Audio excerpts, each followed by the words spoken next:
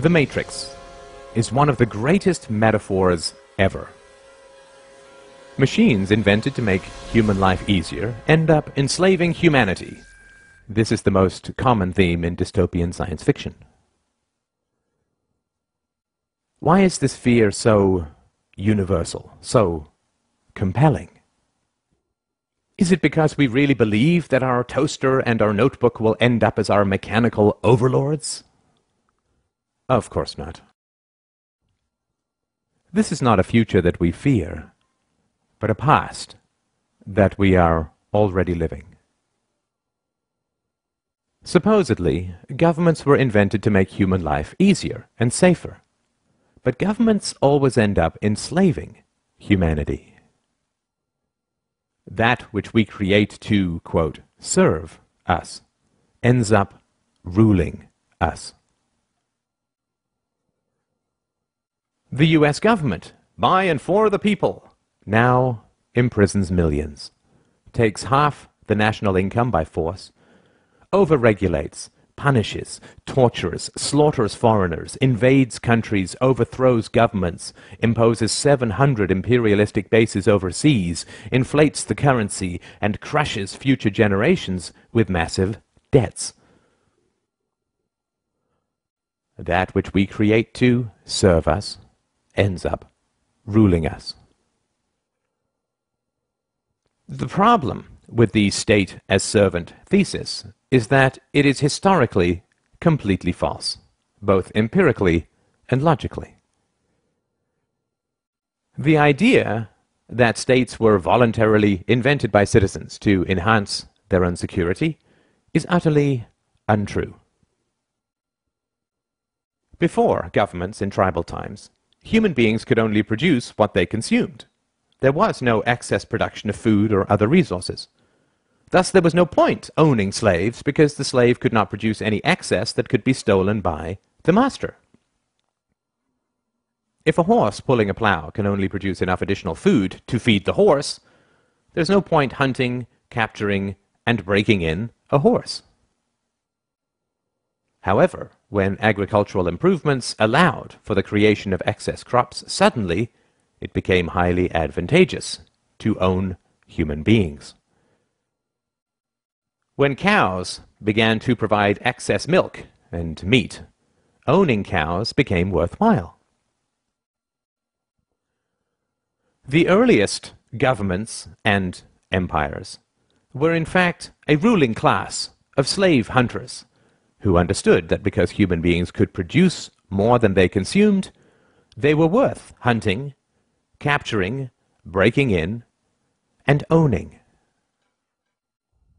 The earliest Egyptian and Chinese empires were, in reality, human farms, where people were hunted, captured, domesticated, and owned like any other form of livestock.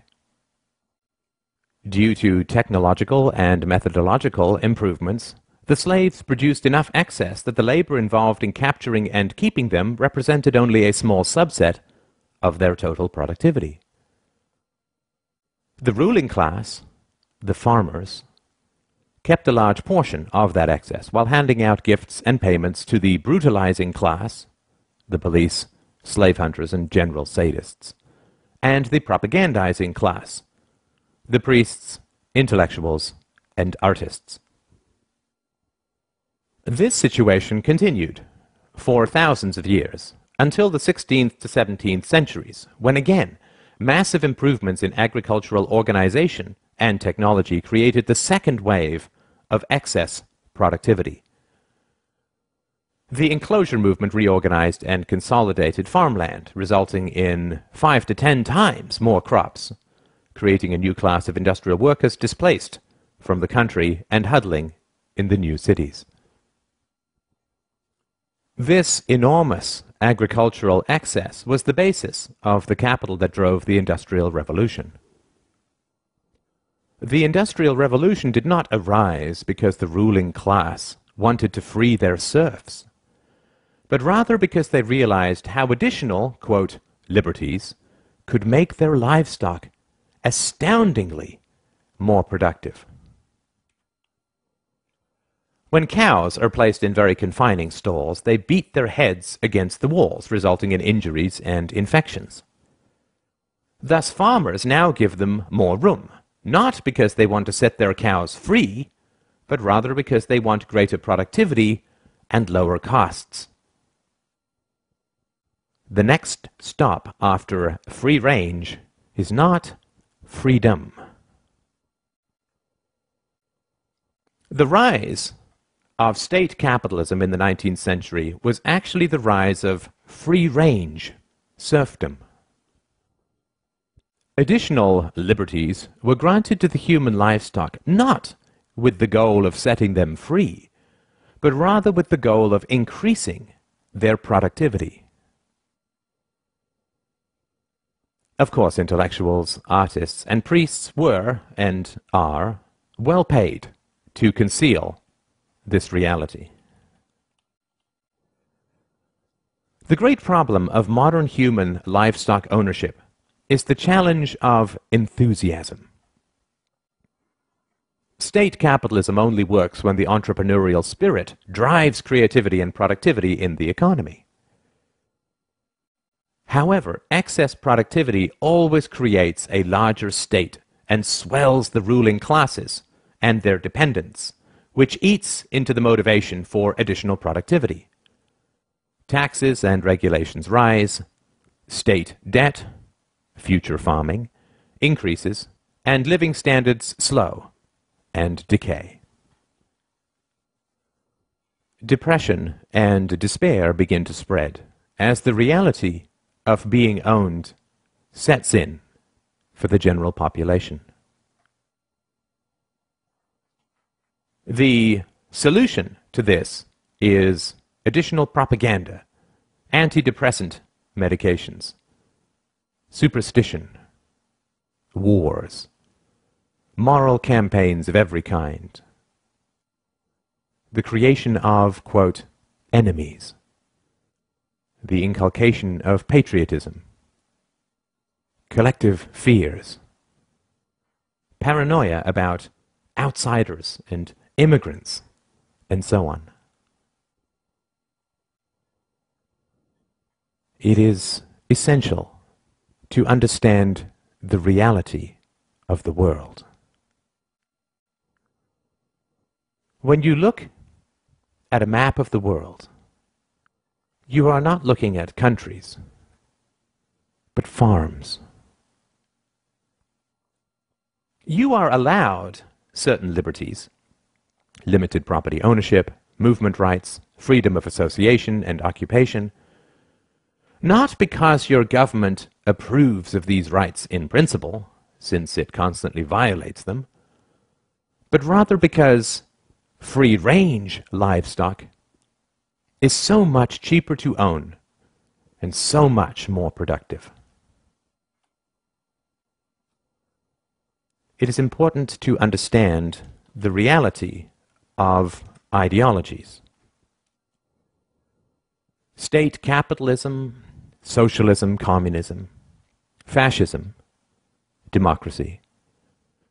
These are all livestock management approaches. Some work well for long periods, state capitalism, and some work very badly, communism. They all fail eventually because it is immoral and irrational to treat human beings as livestock. The recent growth of freedom in China, India, and Asia is occurring because the local state farmers have upgraded their livestock management practices. They have recognized that putting the cows in a larger stall provides the rulers more milk and meat. Rulers have also recognized that if they prevent you from fleeing the farm, you will become depressed, inert, and unproductive.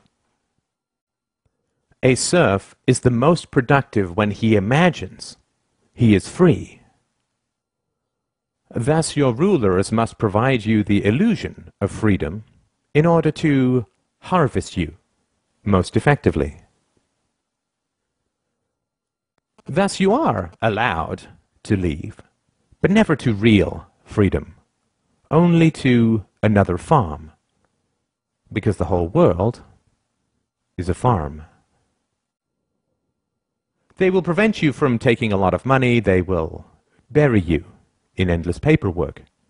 They will restrict your right to work, but you are, quote, free to leave. Due to these difficulties, very few people do leave, but the illusion of mobility is maintained. If only 1 out of 1,000 cows escapes, but the illusion of escaping significantly raises the productivity of the remaining 999, it remains a net gain for the farmer. You are also kept on the farm through licensing. The most productive livestock are the professionals. So the rulers fit them with an electronic dog collar called a license, which only allows them to practice their trade on their own farm. To further create the illusion of freedom, in certain farms the livestock are allowed to choose between a few farmers that the investors present. At best, they are given minor choices in how they are managed. They are never given the choice to shut down the farm and be truly free.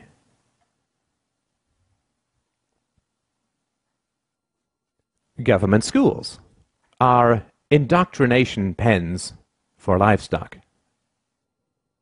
They train children to, quote, love the farm and to fear true freedom and independence, and to attack anyone who questions the brutal reality of human ownership. Furthermore, they create jobs for the intellectuals that state propaganda so relies on.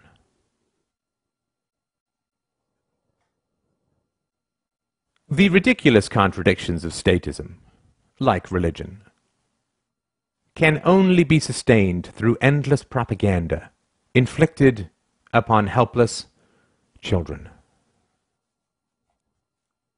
The idea that democracy and some sort of social contract justifies the brutal exercise of violent power over billions is patently ridiculous. If you say to a slave that his ancestors, quote, chose slavery, and therefore he is bound by their decisions, he will simply say, if slavery is a choice, then I choose not to be a slave. This is the most frightening statement for the ruling classes, which is why they train their slaves to attack anyone who dares speak it. Statism is not a philosophy. Statism does not originate from historical evidence or rational principles. Statism is an ex post facto justification for human ownership. Statism is an excuse for violence.